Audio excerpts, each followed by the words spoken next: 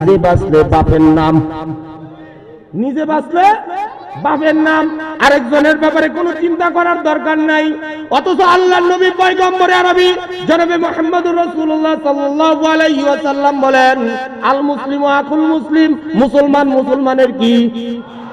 আরো জোরে বলেন, মুসলমান মুসলমানের কি?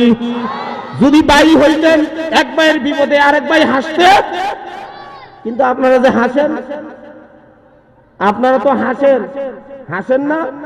কথা কন নাকি হাসেন না?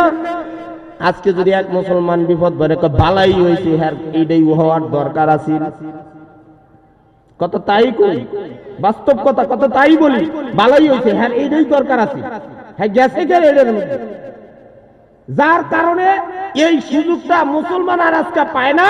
এই সুযোগটা সন্ধানী করিয়া ইহুদি নাসারার দালালরা ব্যবহার করে। এখন তারা এই সুযোগে ইচ্ছা মতন আমাদেরকে লাইতেছে, আর আমরা খালি বলতেছি কবে আল্লাহর সাহায্য আইব।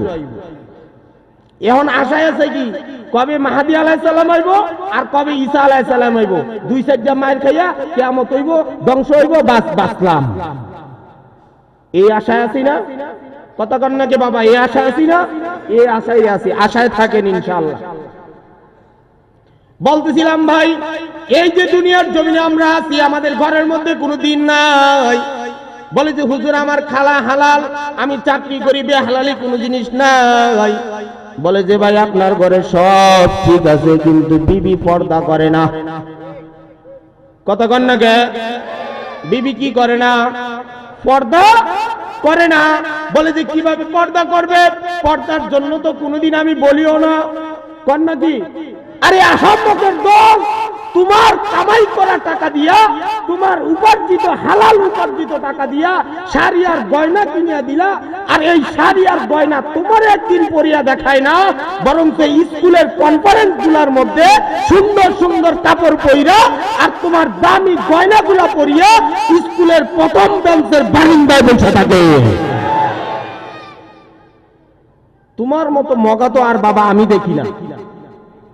আলহামদুলিল্লাহ, যদি তোমার ঘরে বাবা দিন থাকতো, ও যুবক, তোমার ঘরে যদি ভাই দিন থাকতো, আজকে তোমার নারী তার সৌন্দর্য পরপুরুষের সামনে প্রকাশ করতো না, বরং তার সৌন্দর্যটা তুমি যখন সারাদিন ক্লান্ত হইয়া যখন তুমি বাড়িতে যাইতা,